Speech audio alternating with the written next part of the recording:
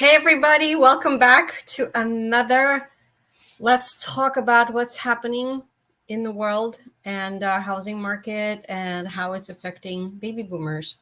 I am actually coming live to you a little bit later by an hour because talking about different generations, my daughters and their friend found a really cool restaurant on TikTok because that's where they are, that's where their generation hangs out. And that restaurant is in New York City, and you can only get there by reservations. You can't just walk in. And so today we were able to get a reservation that we booked.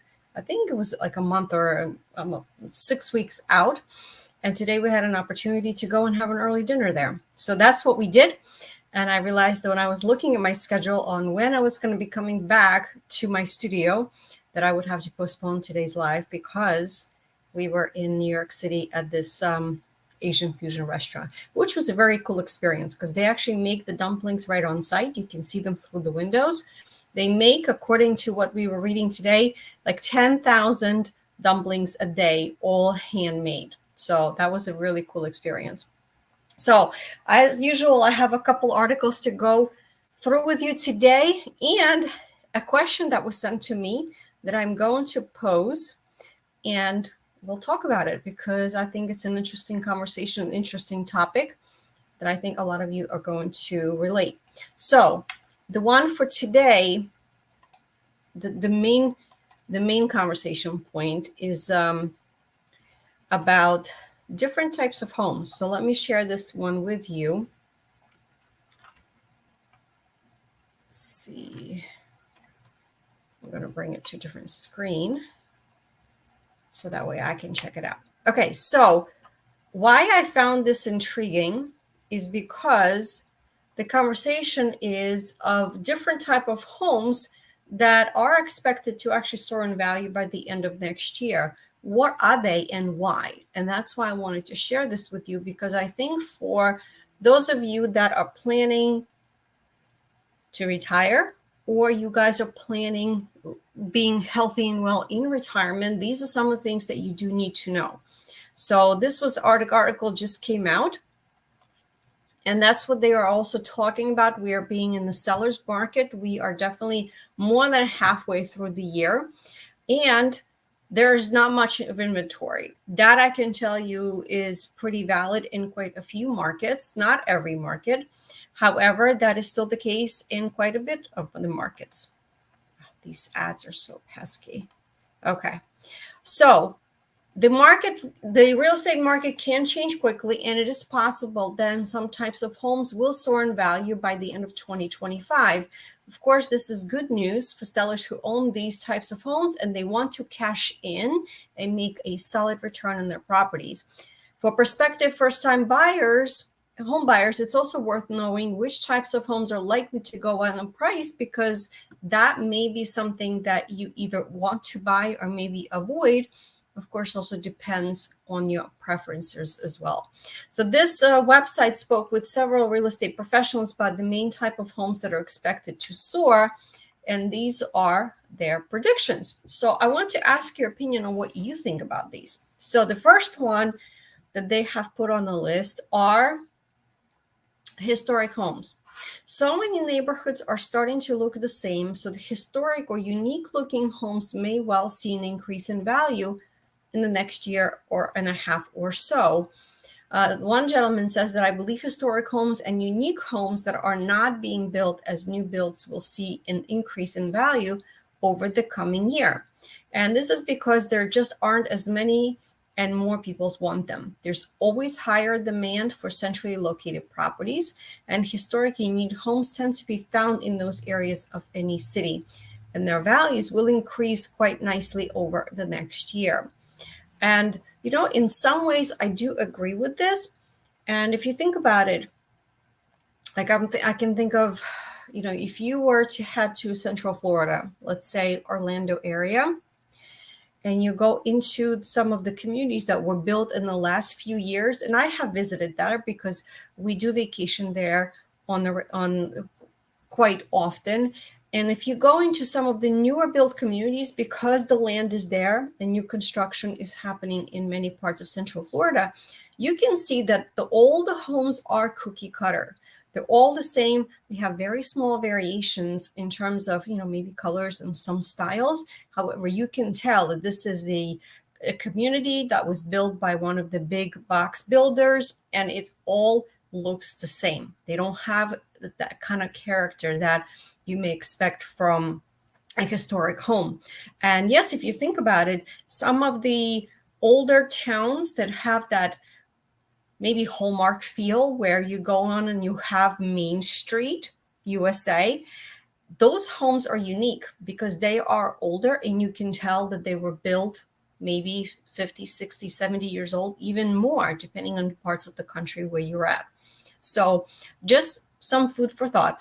Now, the other thing about historic homes and unique homes is that they can also be very taste specific. So the reason why new construction and builders build these cookie cutter homes is because they're trying to appeal to the most amount of buyers right now that are out and about. A lot of buyers like new.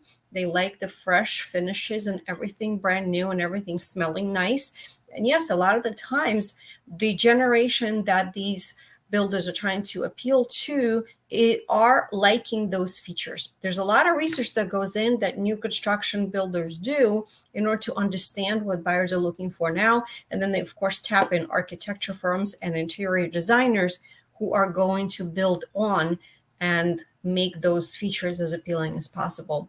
So the other point to keep in mind when we're talking about historic homes, as this article suggests, is that in some parts of the country, some of these historic homes can also be on historic registry because the local communities are trying to preserve those homes. They want to preserve the history, the touches, and the finishes. And what I can tell you is that if you look into purchasing a home that is on historic registry, that means that depending on what the restrictions are and what the rules are, if you have to make repairs, you are going to be restricted and bound by those rules on how you can do the repairs. And quite often, those repairs, because they are bound by those rules, are going to cost you more money than if the home was just yours, then you didn't have to worry about having to deal with restrictions. So that is just something to keep in mind. And also at the same time, older homes in many cases are built better. So just something you might have to kind of maybe do a pros and cons on a sheet of paper when you are looking into these opportunities. I know people that we had in our practice that were actually looking for older homes because they wanted that older feel. I think the oldest home that I've ever sold was in New Jersey, and that home was built in 1760s or 1780s. Very cool, very low ceilings, fireplace in every room. It literally sat and propped at the bottom of the mountain. Very unique home. And with the buyer that we had was the one that was for that home, but it took a while to sell that home because it was so quirky and unique. So the next category that they have in the article is multifamily units. Actually, that brings up something that I did a video on because of the multi-generational homes are becoming more and more mainstream. Something that I think we're going to see more and more, because in some cultures, that is something that is very popular, where parents and families live together. And that means they need more than just a couple of bedrooms. They need more rooms because of different generations living together. And I think we're going to see more and more of that trend as well popping up. But in this situation, between high mortgage rates and rising housing prices, many would-be buyers are turning to alternative living options, including multifamily units. For those who have the means, these could be worth the investment as they continue to increase in value in many areas of the country. Multifamily housing, especially units close to city centers and transportation hubs, have seen high demand from both investors and home buyers. As this one gentleman mentions, rent growth in these areas continues to outpace inflation, indicating strong fundamentals. He expects the values for multifamily properties in the walkable, amenity-rich neighborhoods to increase 10-15% annually over the next 5 years. And you know what, too? If you notice this, because the biggest generation that has now outpaced baby boomers is millennials. This is what they're looking for. The younger generation has a different perspective on what they think about where do they want to live and live well. And that also means that they may want to go, and they're working from home. They may want to go downstairs, take a walk, and go to a neighborhood cafe and just grab some coffee and sit and work there. So they have different expectations, they have different interests, and that's why the idea is where, some of the younger generation of ladies and gentlemen may want to live in the smaller towns, and it could be more of a truly city living versus being somewhere in the suburbia. I do see that, and I have done the research, and I have seen this in some of the towns that are local to me as well. The next category that we have here is sustainable and eco-friendly homes. As younger buyers start to flood the market, sustainability is top of the list of must-haves. This also includes eco-friendly homes and those made with sustainable materials. Again, this is something, you have to think about to which generation this is important, and it is more important to a younger generations. Homes that are carbon neutral, energy conscious, use passive solar, and consider the environment will continue to soar, says the top agent here. As wealth transfers from the older generations to the younger generations, we will see changes on how the various generations we will see changes in how various generations prioritize health, housing, and other factors. The younger generation will be more eco-conscious and consider those greener elements. Similarly, manufactured and modular smart homes could jump in value by the end of the year. And you know what, too? I'm surprised when there is new construction, not more people are actually considering modular homes. So modular homes and mobile homes are very different things. Modular homes means that the home is actually being built in pieces in a factory in a very nice and controlled environment. My husband and I actually looked at a modular home a while back when we were looking into purchasing one of like a second home. At that point, we wanted to go from a twin that we were in to go into a single, and we actually looked into modular. And I really liked the idea that the home was actually built in pieces in a factory that was not affected by rain or cold, which, when it's new construction, quite often it's delayed. The construction is delayed by the weather. And then you have bare wood exposed to the elements, and then you have to wait for it to dry. The concrete has to cure when you're pouring foundation, and you have to work a lot around the weather elements. But when you're building a home, is a modular home, is being built in a factory, and then the way they put it together is they bring in the pieces with a crane, and then they actually put it together on site. I actually find it very fascinating, and I find that to be a really good strategy and idea to use. So just something as a food for thought. These energy efficient customizable properties appeal to first-time home buyers looking for affordability and sustainability. Once stigma around mobile home fades, demand should rise substantially. So values may increase 5 to 8% per year as more people opt for smaller, greener living spaces. You guys remember, so mobile homes are more popular in more rural areas. And if you haven't seen what some of these newer, younger mobile homes look like, you might be surprised. They look very, very nice. And it's not just a single wide home that you can have a double wide, which looks like it's just a nice, big, modern, light and airy rancher. And then, of course, we're going to the other extreme where people are choosing to completely go to almost free, minimalistic, and go into a tiny home, tiny living. So that has been something. And again, you're seeing, I think, more the younger generations that are going that route. So all right, the next up is assisted living facilities. According to Fannie Mae, around 44% of older homeowners ages 60 and up said that they would consider selling their home at some point and have already done so. So for some, this simply means buying a new residential home or renting a space, potentially near family. For others, it may mean moving into a senior or assisted living facility. If that happens, it could lead to some major growth in property values. As demand for care facilities surpasses supply, especially in highly desirable retirement destinations, values could rise 7 to 12% annually. So, this is something that I actually started having conversations with some of the sales directors that I know well in the communities around me because of the clients that I work with. And when you go in and you see the size of some of these communities, I'm asking them that the question of this. There's probably, I want to say the numbers are like 60,000 boomers that are retiring every day. And majority of the boomer generation is going to be age 65 in the next 6 years, which is not even almost 5 years now.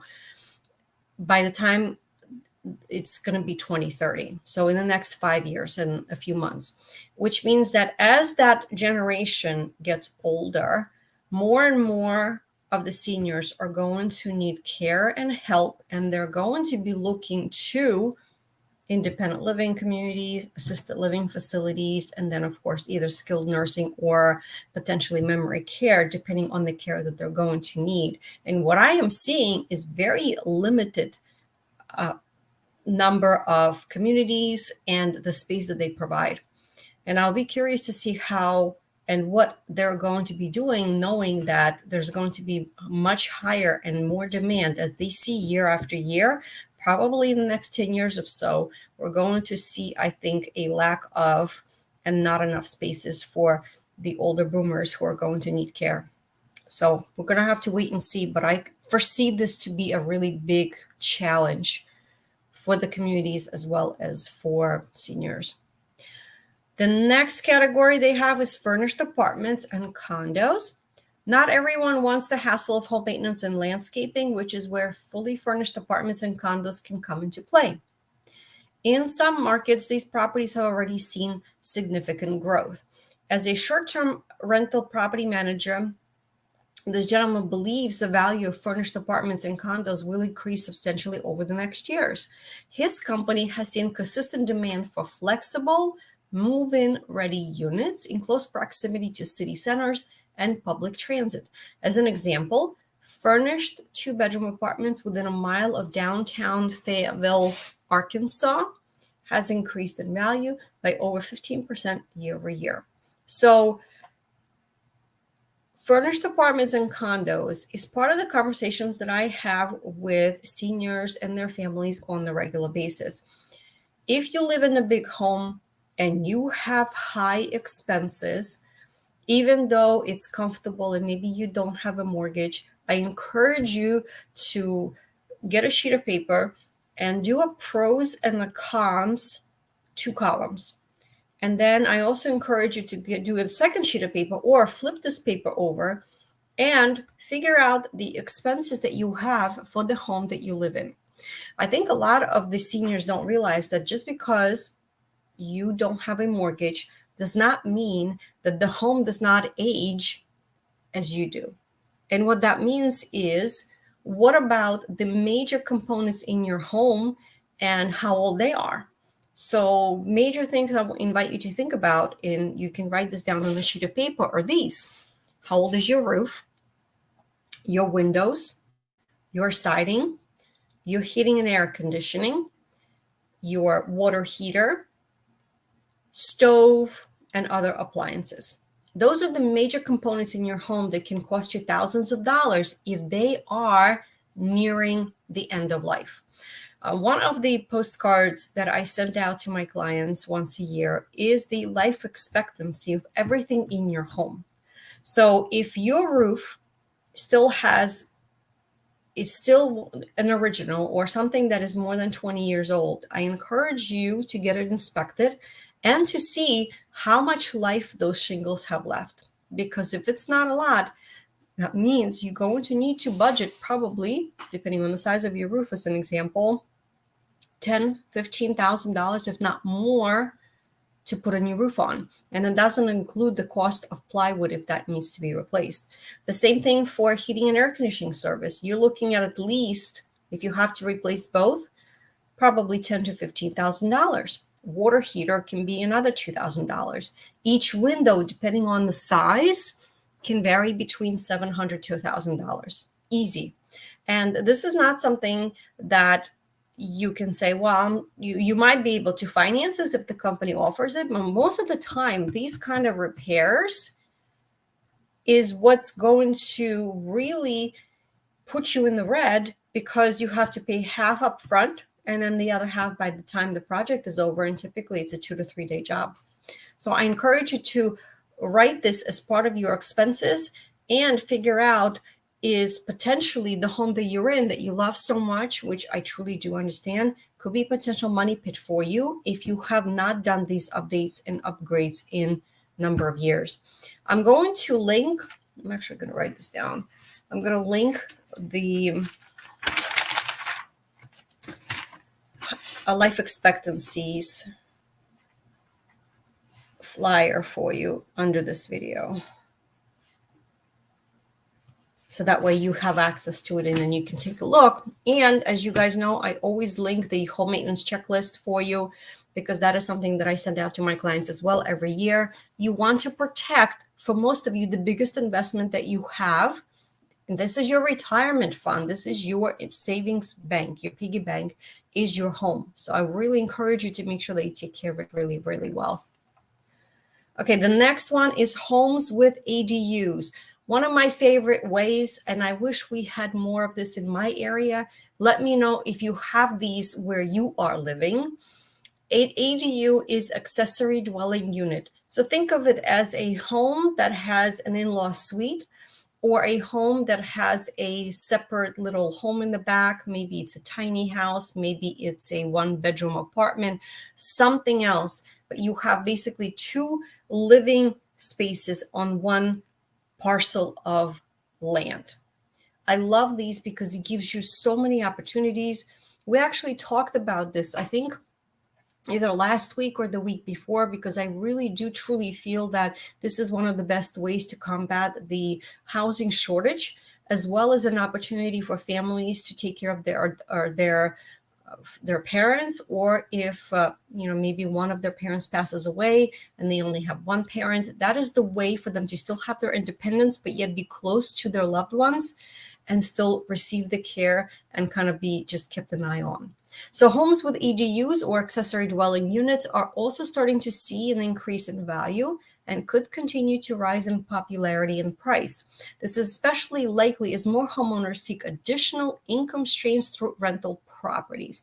Absolutely. So that is another way that you can do that, is have that as an investment if you don't have a family member that wants to live in that particular second unit. Because the name of the game is affordability, homes with accessory dwelling units will likely increase substantially over the next few years. The ADU, which is a permitted and rentable second unit, either new construction or garage conversion, gives homeowners flexibility to rent it out for some income, have extended family live there, such as aging parents, or even just more space, such as a home office. The opposite could also apply. The homeowner could live in the ADU and the main house could be rented, lowering their cost substantially. Absolutely. It's like a reverse rental. You actually move out because you don't need such a big space, yet you have that big space work for you and earn you passive income through becoming your real estate rental. A lot of you guys know I'm a big believer in growing your wealth through real estate, through investing, as another vehicle that you can use to diversify and not just focus on stocks. Because really, if you think about it, you're putting that money in the hands of someone else to invest, and you are at the mercy of the stock market and how those companies are performing. So if this is something that you wanted to learn more, I am always game to talk a little bit more about what the options and possibilities are. The next up is the starter homes. They are becoming fewer and further in between, but with scarcity comes the potential for rising values. If you can get your hands on one, a starter home is one of the most valuable properties on the market right now, while other larger types of homes will command higher prices. Starter homes are so rare that they just keep going up in value. I agree. Example I can give you is I recently helped a family because they had their dad that had to be transferred to a retirement community because he needed more care and that the family could provide. We put his home on the market, and that became a starter home because it was in a great price point. It was actually under $300,000. And in the matter of a weekend, I think we had 50 showings. So it was a really great high demand because of the price point. That's where most of the people are trying to get in to become first-time home buyers, and this is what they can afford. Unfortunately, not many homes are still left in this price point, depending on the area that you are. But if this is an opportunity, then it's definitely something that could be on your radar as well. So that's the one article that I wanted to share with you. And I'm going to close this one out. And the next one that I have as well is talking about the housing markets that are actually going to suffer in value before the end of 2025, because I want you to see this and see if this could be something that you need to keep an eye out, because depending on where you are as well. So this is this one that I want to share with you. Okay. 5 housing markets that will plummet in value before the end of 2025. And this is by Yahoo Finance. So let's talk about it and let's figure out where those markets are, and I can give you an idea on what I think about it. So in certain markets, particularly in Texas, there's actually been a more recent decline. Depending on the buyer demand, supply, and other economic factors, some housing markets could plummet in value within the next 12 months or so. So if you are a buyer, lower housing prices is a good news, as it means that you're more likely to get a better, not necessarily a good deal, but a better deal, and it may even have more negotiating power with sellers. If you are a seller, you may want to put your home on the market before it loses value, or wait until your local real estate market rights itself again. And you know what, too? I always tell my clients, even if you're not considering selling your home anytime soon, that's perfectly okay. I do encourage you to still keep tabs on how the housing market is doing, because you be owning your home, and your home is one of the biggest investments that you will ever own, 100%. And you really want to know what is happening with it. How is it growing in value? How is it affecting your net worth? And depending on where you may plan for your retirement, how is your home going to play a role? And it's going to be a major role in that retirement planning. So whatever the case may be, here are the 6 housing markets that experts believe would lose value before the end of 2025. So we're talking about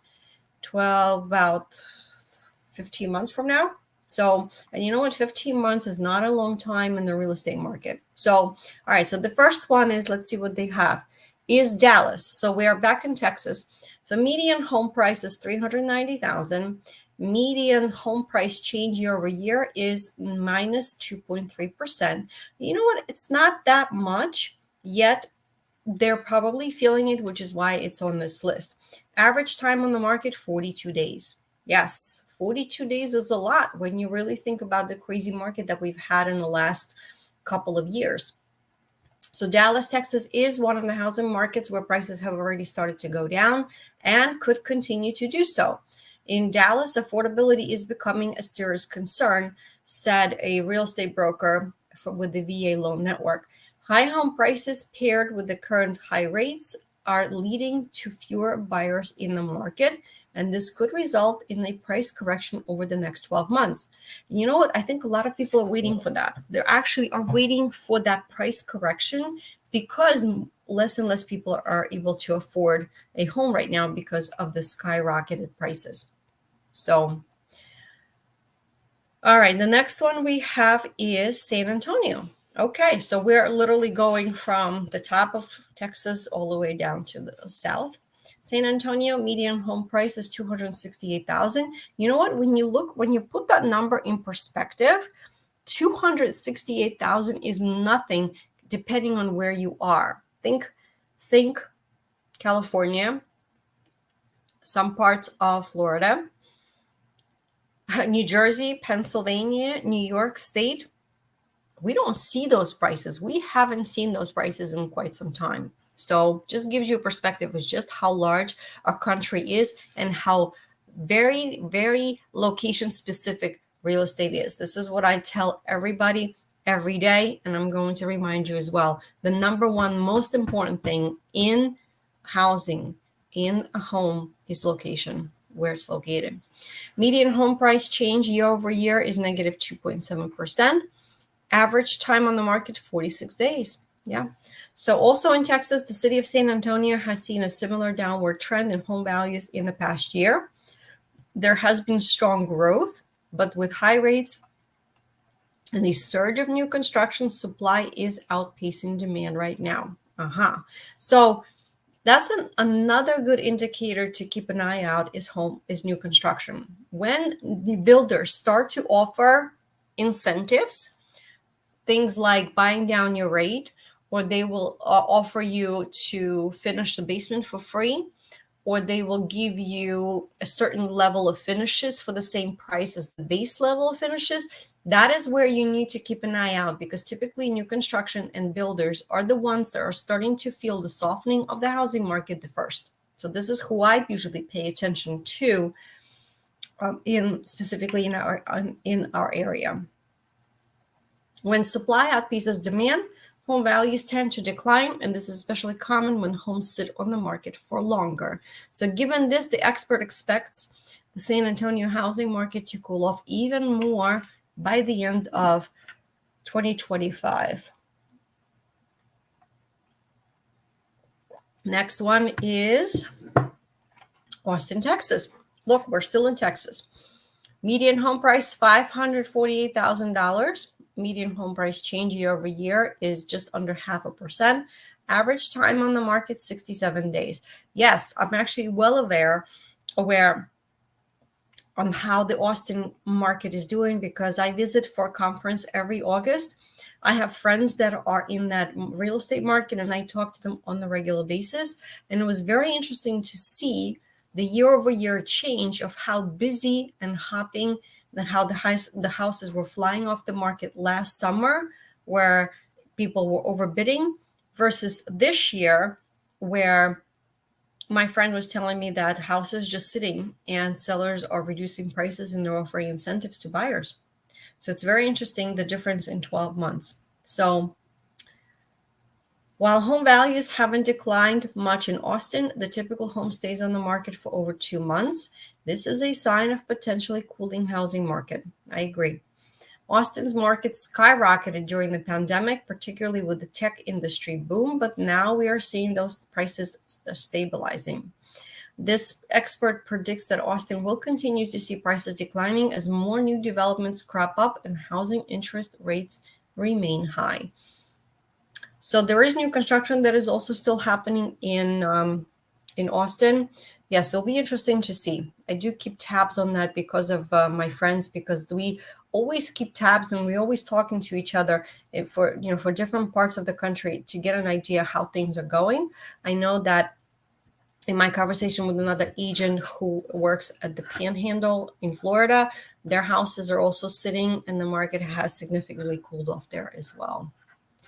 The next up on our list is Phoenix. Median home price is $450,000. Median home price change year over year is 2.4%. So they actually saw an increase. Average time on the market is 51 days. So interestingly, that's what I noticed too.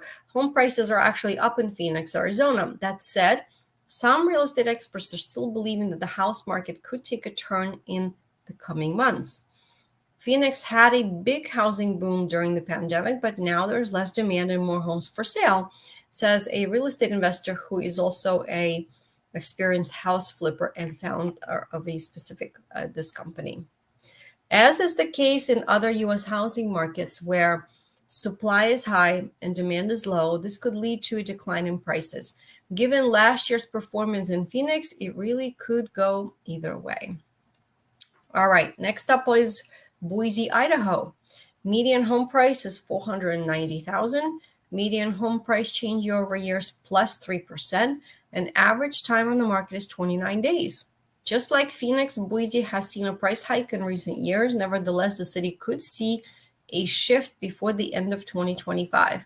Boise saw home prices rise quickly in the last few years, but now it's slowing down. I actually have a friend that lives and works in Boise, and I believe that that market has seen an increase in equity and pricing, I think 50%, which was the highest in the country. Highest in the country, and it's in Idaho.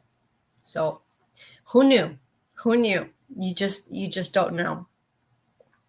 If interest rates remain high, the gentleman predicts that even fewer people will be buying homes in the area, and this could lead to a further decline in home prices. So, and also, so these are the top ones that they were talking about. It's interesting that the majority is in Texas. There's one in Arizona, and then in Idaho. And then they also have another list of a couple of other places to kind of keep an eye out, right? And they are including this because the signs that we're looking for is recent trends in the local housing market, buyer demand, supply, which includes new construction, as I mentioned to you, average time a home stay on the market, and mortgage interest rates. So those are all of the very important indicators that we in our industry keep close tap on, because that helps understand what's happening. So here are a couple of other markets. I already mentioned to you Florida, absolutely. Because of the oversupply of homes on the market due to increased building, new condo regulations. I don't know if you guys have heard of that. With the new condo regulations, as a result of that high-rise condo building, I want to say Miami area, that was destroyed because of, I guess, poor construction. So they put in some new regulations for condos, and you know what that means?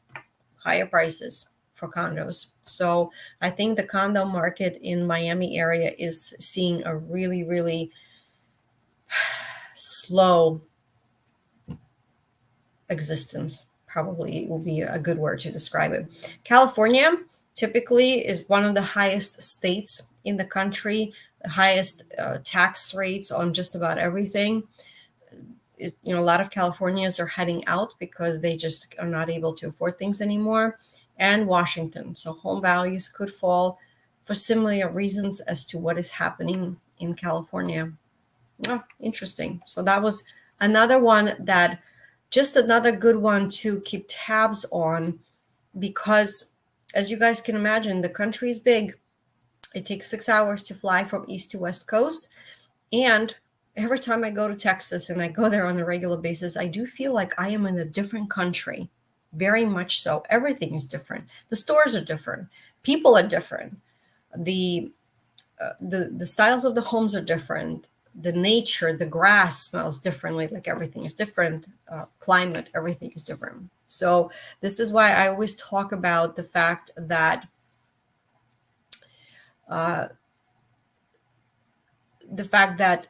real estate is so local, so local. So let me just see if anybody has any interesting comments to add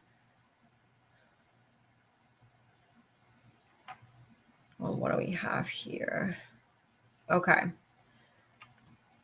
so we talked about that one, and the last article that I want to share with you is just a little bit about kind of on what we are expecting in terms of, okay, showing it here. 2.5% of U.S. homes changed hands this year, and it's really the lowest rate in decades. Just food for thought. The rate of home sales and home listings are both down at least 30% from 2019. California metros lead the list of areas with the lowest turnover, while the Sun Belt and the New York commuter metros posted the highest turnovers. So Sunbelt is your states that are at the bottom part of the country. We're talking about Texas, Arizona, Louisiana, Georgia, South and North Carolina, just kind of give you a perspective. So just 25 out of every 1,000 US homes changed hands in the first 8 months of 2024, the lowest turnover rate in decades. And this is what we have been talking about for the last year on the regular basis, just about every week, where the challenge is that there's just not enough inventory for buyers to see. And the biggest generation that is shopping for a home now is millennials, which is now outpaced baby boomers that are heading towards retirement. And this is just an issue. And of course, with rising inflation and rising prices, like all of that is just incorporated, and it's just a vicious, vicious circle. So according to Redfin analysis of housing turnover, comparing the first 8 months of 2024 across different metro areas, homes, and neighborhood types. So they're using the turnover as a measure of housing availability, and it indicates how often homes are sold in different areas. So you can see the end of this report for more details on methodology. So you can see it's like right there, downward trend. The analysis of the used data from between 2012 and 2024, but zooming out even further, this year's turnover rate is the lowest in the least in the past 30 years. Existing home sales were similar in the early mid-90s, but the number of homes that existed were also much smaller, which means that the turnover rate was higher. There were 37.5% fewer homes sold this year than during the middle of the pandemic buying frenzy back in 2021, where it was 40 of every 1,000 homes, and 31% fewer homes sold than during the last pre-pandemic years in 2019, which is 36 homes of every 1,000. Now, remember, the buying frenzy in 2021 that nobody expected were remarkably low interest rates on the mortgage. You're talking about 2.5%, 3%, up until 4%. Nobody has that before. And this is why, one of the reasons why we had such a frenzy. And what I'm telling my clients now is because a lot of them don't want to give up that 2.5%, 3%. And I totally get it and I understand. However, if you guys are waiting for that same rate to come back, it's never going to happen. So don't even bother waiting. Let's just figure out what makes sense for you, because if you are thinking about making a move, let's figure out the best scenario, best options for you. So that's not going to happen. That fun time with mortgages back in 2021, you'll never see it again. So homes are changing hands at historically low rates for a number of interconnected reasons, which includes elevated mortgage rates. More than 3/4 of mortgaged U.S. homeowners have secured a rate under 5%, well below the rates that offered this year, which peaked at 7.5 in April. This has prompted many homeowners to hold off on selling and buying another home using that higher rate, which is a phenomenon known as the lock-in effect. Rates fell to the low 6% range in August, but the drop has not yet resulted in significant uptick in sales. And you know what? Here's why. Because in order for someone to say, you know what, I don't care about the 2.5% mortgage, is because they have a bigger need for something else. And for those people that are comfortable in their home and they don't have to make a move because of that need, whether it's a necessary downsizing, whether it's a job relocation, or maybe a death of loved one or something drastic, this is why a lot of people are not moving, because they don't have that painful need yet. It hasn't happened. So the people are making the move, people that are buying and people that are selling, is because they have to, because having a roof over your head is your number one concern in our needs. What we need a roof over our head. Once we have that, then we can focus on utilities and food and eating, right? Those are the top three things that we usually are thinking about where the needs are concerned. Rising prices and low supply. Yes, home prices have hit record highs this year with just enough buyer demand to keep prices consistently ticking up. And that's exactly what's happening, is because the buyers are still interested and they're still looking, but there's not enough homes, which means that there's more buyers per each home that are competing to get that one home that's currently on the market. And that's kind of like, the stick with both ends. You just can't win. You just can't win, and you just have to keep trying. So the conversation that I have with some of the buyers in our practice is this: guys, don't think about the rate. Let's figure out what that number monthly is going to look up. And you are not committed to having that rate for the rest of your life, not even for the 30 years. If you're getting a 30-year mortgage, you can refinance at any time when it makes sense for you financially. So let's let's figure out our numbers now and see if you're going to be okay making those payments for the next 12 to 18 months. Because once elections happen, once the new government is in place, you will see some of the softening and the changes probably by mid of next year.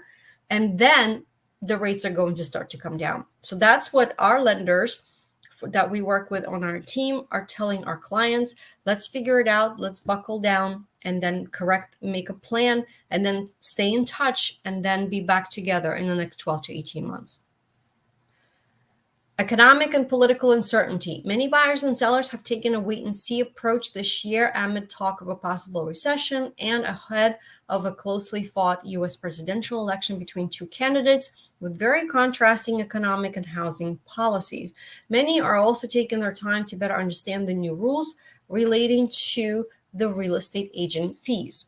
So this brings me back again to what I just mentioned to you. Yes, we have election that is happening in 4 weeks. And right now, I invite you to focus on your needs and what you need, because the results of the election are not going to be seen or felt until probably the summer and fall of 2025. As you can imagine, inauguration happens, new government steps in, they have to put in their systems in place, they have to figure out their game plan for the first 90 days. That takes you into end of summer and fall of next year, which means, guess what? That's 12 months from now. So let's focus on what you need to accomplish. What is the game plan for you in the next 90 to 120 days or longer, or for those 6 months, on what you need to accomplish with your life and your goals? That is my suggestion to you. Now, in terms of the new rules regarding to the real estate agent fees, this is pertaining to the settlement that took the lawsuit that was with the National Association of Realtors with regards to a lack of transparency about how agents were getting paid, that originated, I believe, in Missouri and some other Midwest states. I can tell you that every state operates differently, and many states have very clear policies on the disclosure. Where I practice, our states always have had clear disclosure when we work with clients, whether it's sellers or buyers. So we've never had this problem. But of course, because this is stemming from the national level, now it has trickled down to different states, and different states have to now take this and figure out the best way to adapt the new changes to the policies that we already have in place. So nothing really is changing for us. There were some changes to the forms. However, it does not change the way I practice real estate with my clients, because I am always upfront and honest. We always provide and do closing cost calculations, and my clients always know how we get paid. So that's never an issue for us. Mortgage rates have already fallen more than 1 percentage point from their 2024 peak, but we have not yet seen a significant increase in the number of homes changing hands. Of the homes listed this year, many have gone stale because of the lack of demand, especially homes which need a little extra work. Yes, I actually have seen that. People are still looking for those very nicely updated and upgraded homes. If it starts to need some work, this is where some of the homes, if they have not been realistic about pricing their homes correctly because of the work that is needed, those homes are the ones that are sitting on the market. 100%. I am seeing that in our local market. With the majority of the homeowners locked into low mortgages, rates will need to keep falling consistently for many to feel comfortable moving on from the deals that they secured years ago. Listings are also at the lowest level in over a decade. The rate of homes being listed for sale also fell for the first 8 months to the lowest level since at least 2012, to the earliest year with listings of the data available. As you can see that here as well. Homes in suburban and rural areas change hands slightly more often than urban homes. Around 25 out of every 1,000 single-family homes and condos or townhouses in suburban and rural homes sold in the first 8 months of the year, a slightly higher clip than the roughly 24 out of every 1,000 homes that are sold in urban areas. So that's interesting. Home buyers have the biggest pool of options in Phoenix and Newark, New Jersey. A number of Sunbelt cities and metros adjacent to New York led to the list of major metros with the highest turnover rate based on this company's analysis of the 50 most populous metros. And Phoenix saw the most turnover of the major metros with 38 out of 1,000 homes. It was closely followed by Newark, New Jersey, Nashville, Tennessee, and Tampa, Florida. Very interesting. So this is another article that I wanted to share with you today. So now let's talk about the question of the day, because I want to hear your opinion. So let me go to it, and I'm going to post on this.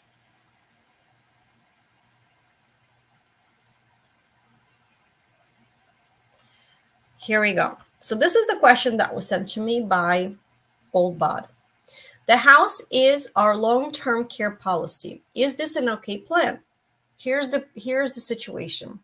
We live in an area where the value of houses has appreciated quite a bit, and ours is paid off. We do not have a LTC policy, which is a long-term care insurance, having heard poor experiences and reviews. But depending on how long we can defer managed care through gradual downsizing and minimizing stuff, we feel pretty confident that if the time came to sell and move into a sunsetting community, the proceeds from the house and the car would provide a deep enough well to pay off these fees. So does that jive with your thinking? So that is the question that I want to pose to you guys today. I want you to think about this.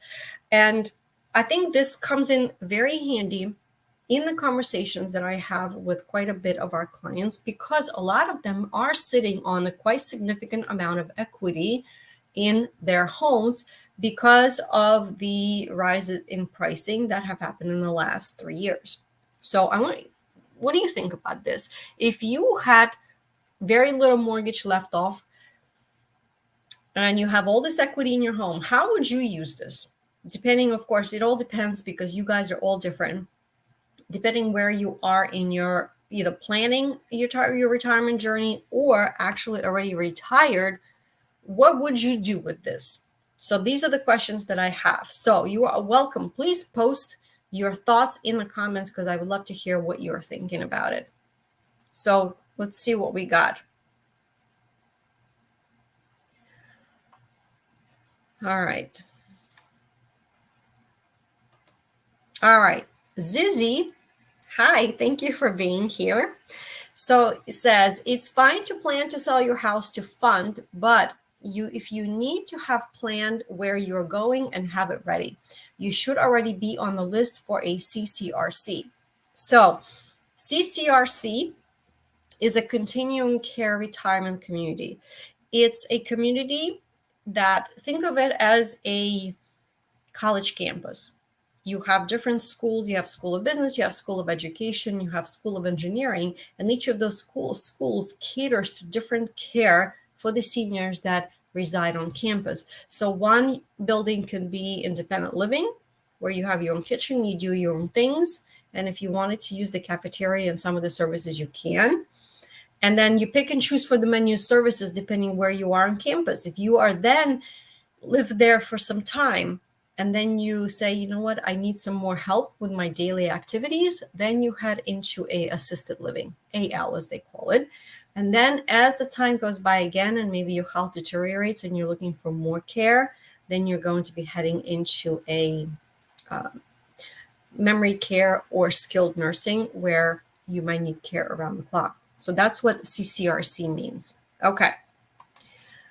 Refry 42, thanks for being here. The ones in our area have years-long waiting lists, and you have to pass a physical in order to be eligible. Interesting. You know what? That is something that I want you guys to think about, that some of these communities have waiting lists depending on where you are. As this gentleman had mentioned, I wonder where he is located. Where is his area? But please add and let us know if it is the same thing as in your area or not. Because if you are on the waiting list, you need to understand this, that if something was to happen to you guys when you are trying to make these plans, what is that backup plan? What is your plan B? If something urgent was to happen, you fall or you break something and you're not able to come back to your home, what is that next step? What is your plan B? A lot of people, unfortunately, don't think about it. Cyro77 says, to add to this, ensure that you are set up with powers of attorney so either spouse can sell the house. If dealing with a sudden health decline, the ill spouse may not be in physical or legal condition or sound body and mind to start the selling process. Yes, so that brings me to the next point. When you are trying to coordinate and make these plans, it's not just one thing where you are trying to figure out how you can use the equity in your home. How can you use your house as an asset to help you with planning? It's part of a very decent sized pie. And one of those slices is also going to be planning your legal affairs.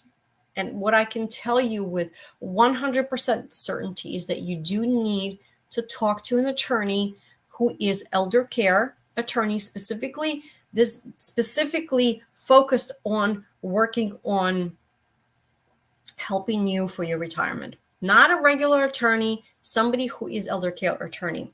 And if you're not sure who that could be, if you need some recommendations, please let me know and I'm happy to point you in the right direction. FitPerm says, I think conceptually it's legit, but might have a few wrinkles. Okay. What if one of you needs care and the other one doesn't? Selling and going together would be an option, but perhaps undesirable. Reverse mortgage would be another, but then it complicates selling. Long-term care is insanely expensive. Memory care is even worse. So figure about $5,000 per month per person at a minimum. Even a nice house might be gobbled up at those rates. So selling and going together will be an option, but perhaps undesirable. Reverse mortgage. So yeah, so this is where a reverse mortgage concept comes up. And I did a really, really awesome interview with a reverse mortgage lender, Ken Sawan of Benchmark Lending. I do recommend that you go back and watch that video, because what I did is I talked to a bunch of my clients.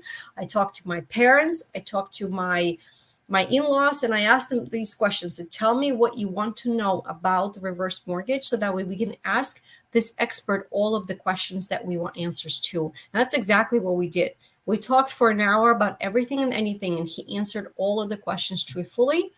And what I also like about him, he's truly an expert on just reverse mortgages. He does nothing else. So is reverse mortgage a good move for a lot of people? Probably not. However, I want you to think about this as an option. There's a lot of misconceptions. There's a lot of stigma that is out there about reverse mortgages. And that's why it's so important that you talk to someone who is truly a master of this particular program, and to see if that could be a good option. It also depends on how old you are. The older you are, the bigger a reverse mortgage you are able to accomplish. But there's factors that go into it, and rules and regulations. Just Sale said currently paying $7,200 monthly for memory care for a family member. Yes, actually, that is not an unusual number. I do see that in our area. As you can see how expensive these numbers are, it just gives you a good perspective on why planning and researching this information ahead of time is so important. It's so, so important. Kim Kitty says memory care in my area is $12,000. Wow. Guys, if you can please give me also an idea of where your area is. If you want to at least give us a state, that would also be very helpful. Throwaway says, we are on the West Coast and are paying over $9,000 a month for memory care for my mother. She had a house that was paid off, that we sold, that is funding the cost. She should be okay for at least 6 to 7 years, but it's possible that if she lives long enough, that she will end up on Medicaid and will have to switch to a different facility that accepts it. We have done a lot of research, and we'll move her to for at least 3 years ahead of the money running out, so that way we can get her into a decent place to private pay until her money runs out, and then switch her to Medicaid at the same facility. So Medicaid is a state program. It is on the state level that can help you. However, there's a lot of moving pieces that are involved, and this is why talking to an attorney, elder care attorney, can help you protect the assets and also prepare for potentially using Medicaid if that is something that you may want to do. But as you can imagine, it's a couple of moving pieces in that pie that I already mentioned to you. Duffy Bro says, my mom is currently at a very nice memory care facility in Philly suburbs, $12,000-ish a month. Dad still lives in the independent living apartment in the same facility, about $5,000-ish a month. So $17,000 a month. Yep. I can see that for sure. Thank you so much for sharing. And thank you for also letting us know where you are, so that way we can kind of have a perspective on which part of the country we're at. Crackermore79 says, my girlfriend's dad is 100. Oh, good for him. That's amazing. And has live-in care. It's about $6,000 a month. And I think it's expensive, but the way to go. So, hey guys, this is an option. If you want to stay in your own home, but you need help, home care is an option. You just have to understand what it's going to cost you. It's at least $25 to $30 an hour. A lot of agencies suggest and ask for a minimum of number of hours per day, or maybe so many days a week. However, if you are able to afford that, and also remember that home care is all private pay. If you have long-term care insurance, that will pay for it. If you have a reverse mortgage on your home, you can use the funds for your home care, but it is not something that is covered by Medicare. So that's what you want to keep in mind. It is expensive, but it's a way for you to be able to stay at home. So again, does that make sense for you? Well, it depends. You need to grab a piece of paper and your notebook and figure it out, and put down a pros and cons column and see what makes sense for you. So thank you so much for sharing that too. It's good to know the numbers. Pins and needles, thank you for being here. My mom has an older no limit policy.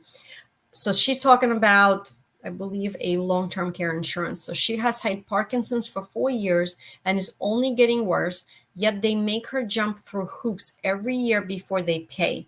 Last year, I had to pay for a month, $8,500, while we waited for their decision, which took 2 months.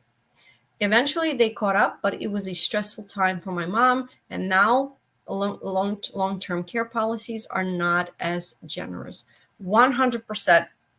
Long-term care policies have changed drastically over the recent years. The policies that they used to have were very, very nice. And from talking to some of my clients, they were for life, for your lifetime. Now, what I am seeing in long-term care policies, and if any of you guys have it, please chime in, they're for 2 years. And I wonder sometimes, for 2 how can you plan? You pay so much money into these policies, but you can only have it for 2 years, because after that they're saying, well, that's all the money that's there. So I just, not something that's good to hear, for sure. Okay, Frankie C says, that's my plan too. We're both in good shape right now, but who knows? First of all, our primary residence is built to accommodate as we age. And the next step would be a senior living community. And they run about $4,000 a month. For us, that would be easily affordable between the income of the money from the sale of our primary residence, plus saving from not paying all the expenses of the primary home. That's what we're just talking about, right? Figuring out what your expenses are. If at some point we had to enter assisted living or nursing care, we might have to invade in the principle of some of our investments. I love it. Thank you so much for sharing, because this is a good plan. This is a good plan. Buffalo Doll says, my honest best suggestion to you is to get a home equity line of credit, which is a HELOC, in place now. As another commenter said, you need for funds could be sudden and you won't have time to clean out and sell your home. And you could both be in the accident and both need immediate and expensive care. As the caregiver for a person who fell at home and needed immediate and expensive care, I hope that you can take the time to consider what I am saying. Make sure you have a power of attorney and that they will know where to find everything, including the HELOC checkbook. Make sure that you have a living will, healthcare proxy, and the last will and testament. Title your bank account so they go directly to someone, not into probate. So good advice here. So having line of credit is another way to tap into your equity, right? So if you find the right bank or the right credit union, and its best way to go local is where you're going to be able to see and maybe get a line of credit for about 80 to 90% of the equity that you have in your home. So if you don't have a mortgage and you have, let's do the math real quick. If you don't have a mortgage and you have a house and the current value of your home is $500,000, and let's be a bit more conservative and say 85% of your equity, that means you can get a line of credit for $425,000. So of course, the negative side of that is if you tap into that money, then it starts to grow interest and you have to pay it back. So a good few options that were already mentioned that I was going to mention to you as well would be the line of credit and looking into a reverse mortgage line of credit as well. Those things do exist. And you only have to, the interest only grows on the amount of money that you use. But remember, in the reverse mortgage, you don't have the monthly payments. So that's where the difference comes in, where you have a regular line of credit on your home versus you have a reverse mortgage line of credit. You don't have to pay it back. So food for thought. Kim Kitty says, we plan on doing the same thing. First, we're going to empty our 401ks around $350,000 and then sell the house around $700,000. While that doesn't seem to be like a lot, both of us have defined pension plan, Social Security, that would pay for a nice chunk of the monthly fees, like long-term care insurance. Okay, the other could easily live in the house with their own pension, Social Security, without the spouse's pension, Social Security. So here's hoping neither of us will ever step foot into one of those places. Yes, so if you have that pension, it's a wonderful thing.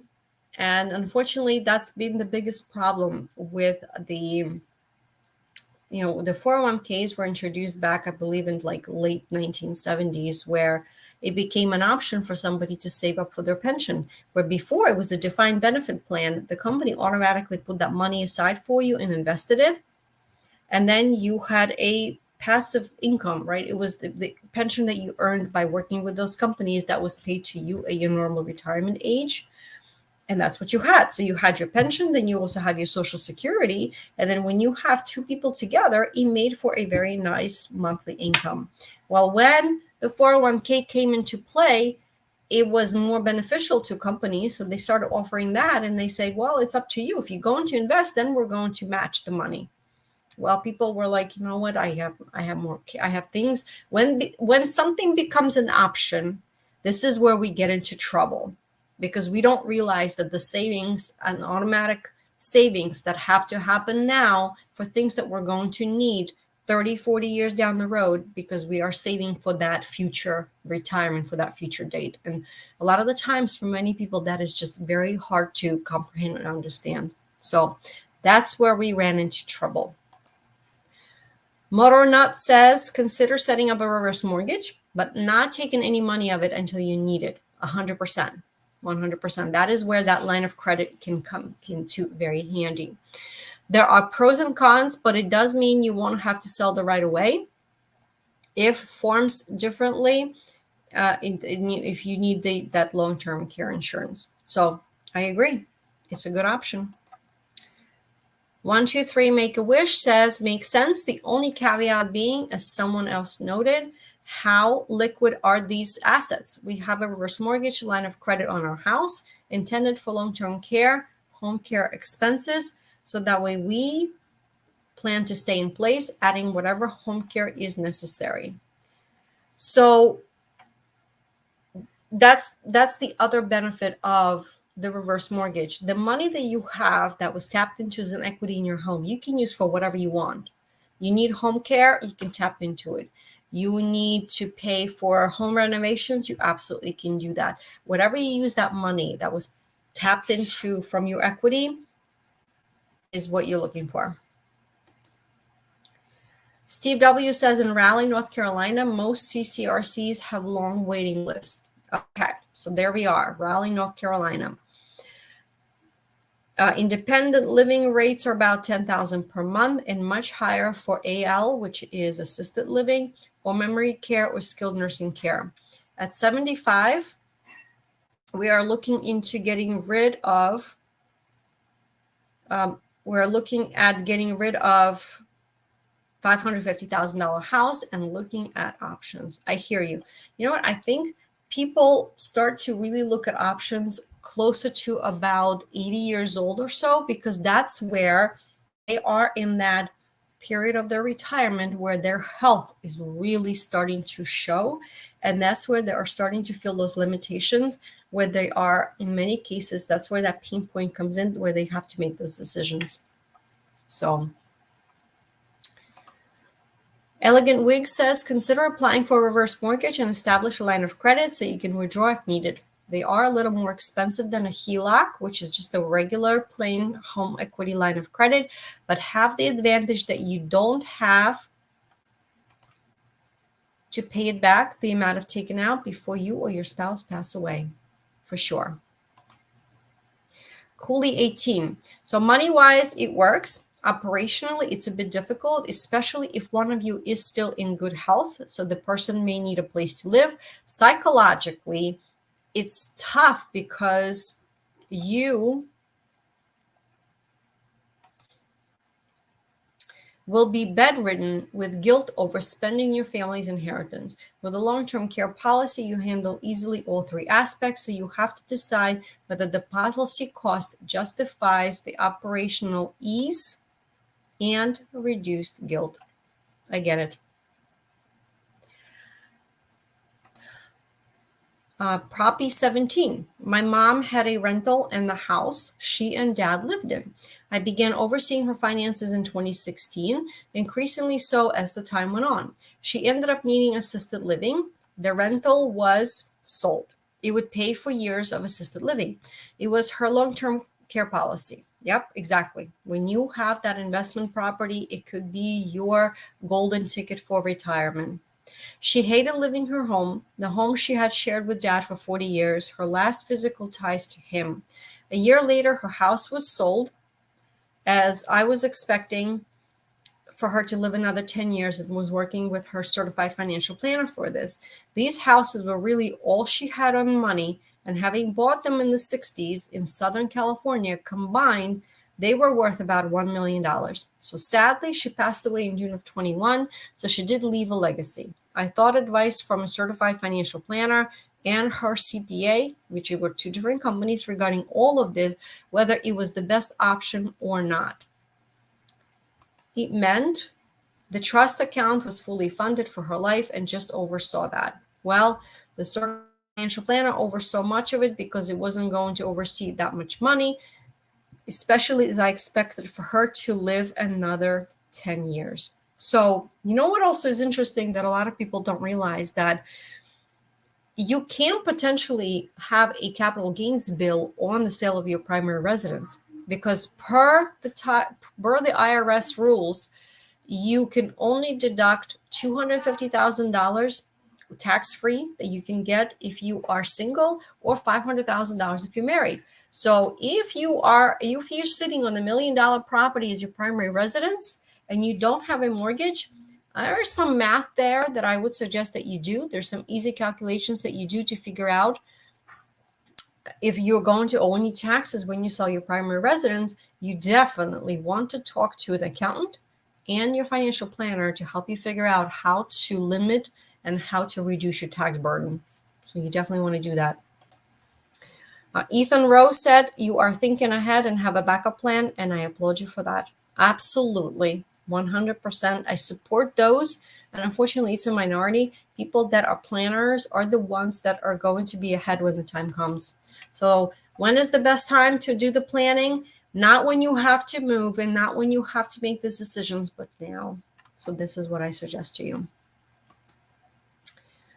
Elemental 52. Of our retirement pool, we have about 2/3 of it in savings, 401ks, etc., in our home as the other 1/3. Hope to continue saving and hoping the housing prices stay strong as we age. Husband is 70 and has been retired since 64, and I'm 62 and still working full time as long as I possibly can. Fantastic. I appreciate that. I thank you so much for sharing. And yes, I still think you should keep on saving, even though you are retired. You still need to contribute because you're going to be pulling money out, which means that your pool of money is going to grow at a lower rate because you're pulling money out. So this is what I wanted to share with you guys today. Thank you so much for contributing. These were actually very interesting responses. But if you have something else that you want to share, or if you have another interesting question or topic that you want to brainstorm, we're happy to do that here, right here on our live every Wednesday. And of course, next week I will be back at our regular time at 7 o'clock because I don't have another restaurant in New York City to visit. And we're going to talk about what else is happening in the industry, in the housing market, and how we can help you plan for and have the best retirement and golden years ever. So thank you so much for joining me. We will see you next week. Bye-bye.